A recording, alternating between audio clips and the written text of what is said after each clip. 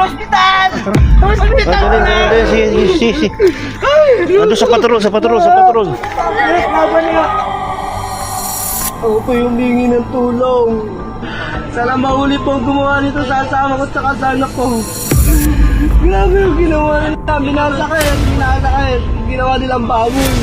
Nananawagan po ako. Sana mahuli ang gumawa nito.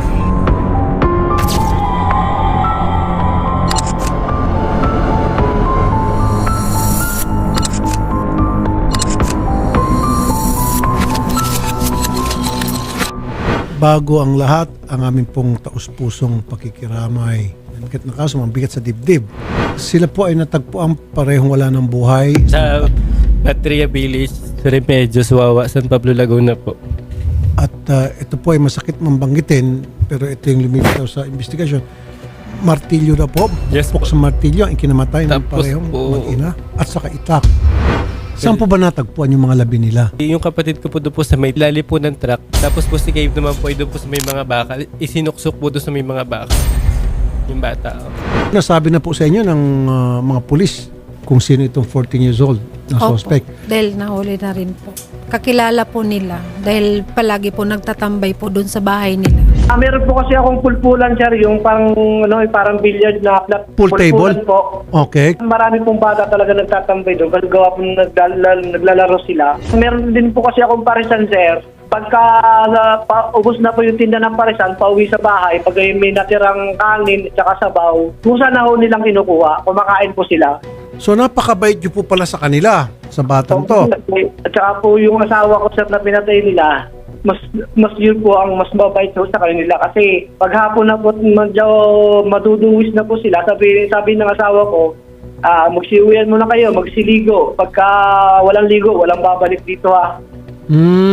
Okay, tapos pagbalik nila nakaligo na, yun binibigyan ng mga pagkain ng parisan pag may mga natitira o hindi nabebenta lahat ng pagkain. Opo, sir.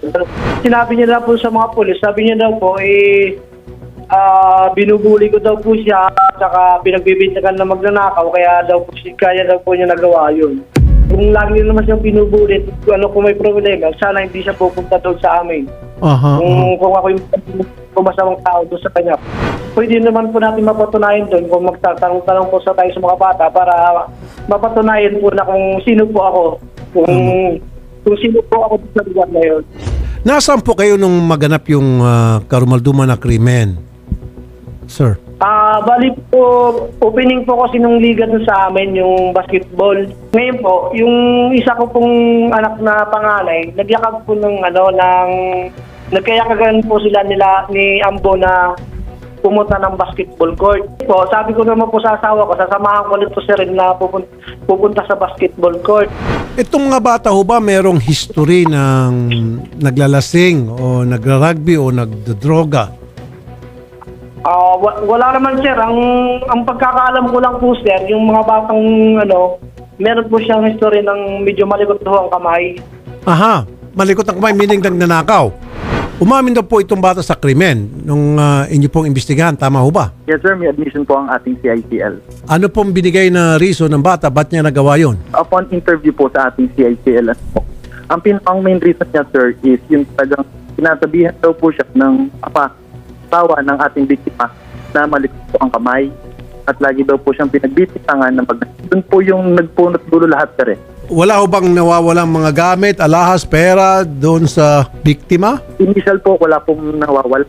Paano ba nangyari? Yung mga victim sa inyo pong investigasyon, doon ba talaga pinaslang mala sa bakanting lote at yung bangkay siniksik na lang sa ilalim ng truck o sa ibang lugar yun at dinala nandoon? Actually, sir, during the investigation, nung tinanong na namin during questioning, ang ating rescued CICL ay doon mismo daw sa harap ng kanilang bahay sa may bakuran kung saan nagluluto itong ating biktima. Okay. Tapos nung nangyari na po ang krimen, ay nung na-consummate na yung krimen, ay hinatak niya po doon sa may bakanting lote kung saan po nandoon may abandon na truck, doon niya po inatak. Tapos yung bata naman po na isang biktima ay doon sa kabila naman po. So separate ways po yung pinagdalhan niya. Okay, bakit daw niya po dinamay yung bata? According sa aming interview sa kanya, inamin niya naman, sinabi naman natin yung ating ICICL na ang bata daw po, nung narinig at nakita niya po yung nanay na napukpok, nag-iiyak po itong bata at maingay na po yung bata. Kaya doon nag-trigger din sa mind niya, saka sa sarili niya na ang bata ay patahimikin. So, pinukpok na rin po ang biktimang bata. Wala ba siyang sinabi na may tumulong sa kanya? Baka meron siyang kasamahan doon, lookout or anything like that? Admitted po yun ng bata na siya lang daw talaga. Ginamit niya po yung martilyo na nakuha niya po doon sa may bakuran, doon sa may mismong tapat ng bahay. Sa akin po sana yung pumatay po may kapatid pang kasama. Kasi po yung inaano namin, yung CCTV po kasi hindi ko pinapakita sa kapatid ko, hindi pinapakita sa amin. Kung Ayaw pakita ng polis. ayaw po eh. Yung bahay na yan, sir, nasa abroad po yung may hawak ng control ng CCTV. So, kinukuha namin sa kapatid. Cooperative naman, sir, yung kapatid ng may bahay.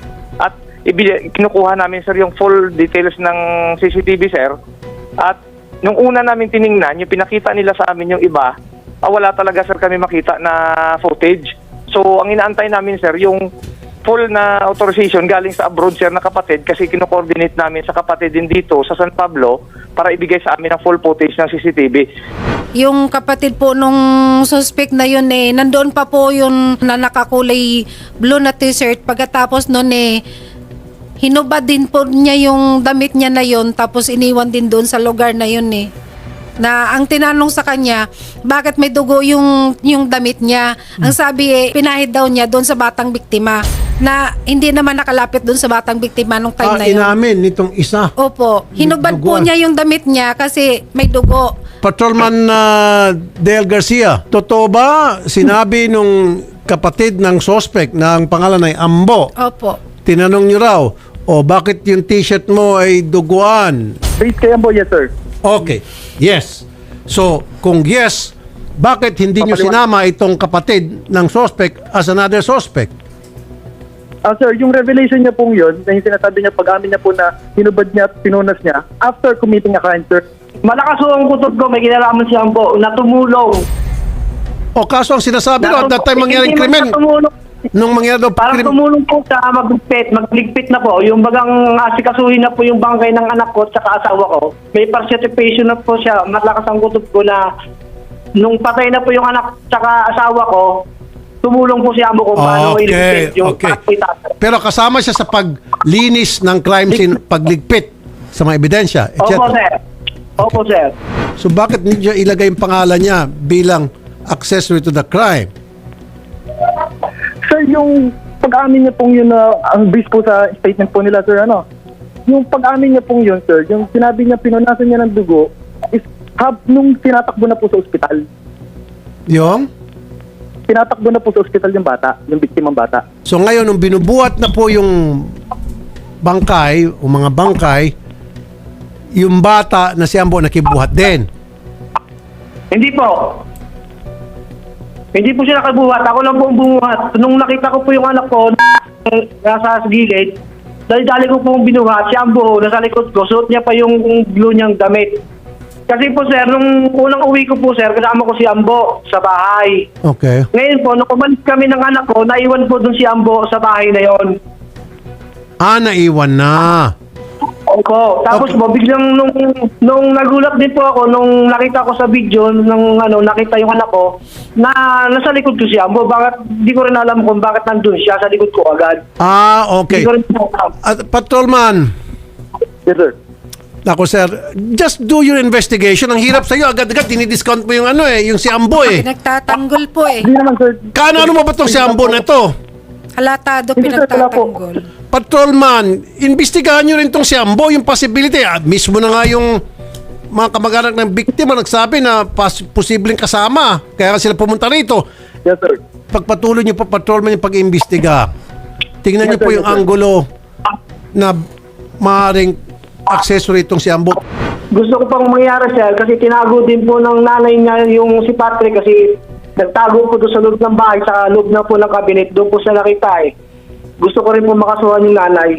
Colonel Tafalla, so kung talaga mapatunay na itinago niya sa aparador yung kanyang anak na alam niya tumatakas sa ginagawang paghabol ng kapulisan para imbestigahan yung krimen, itinago sa aparador. Obstruction of justice yung pwede magkaso. Albert.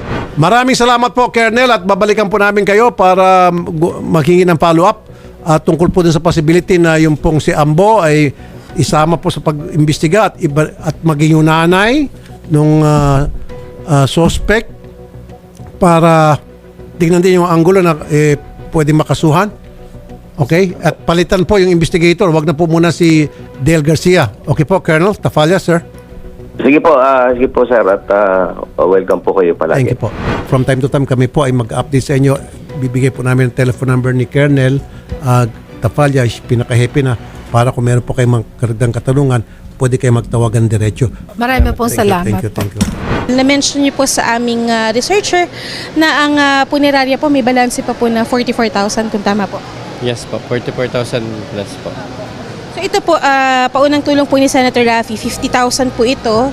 And then ito po yung pamasahe po natin pauwi po ng Quezon, 6,000 ma'am.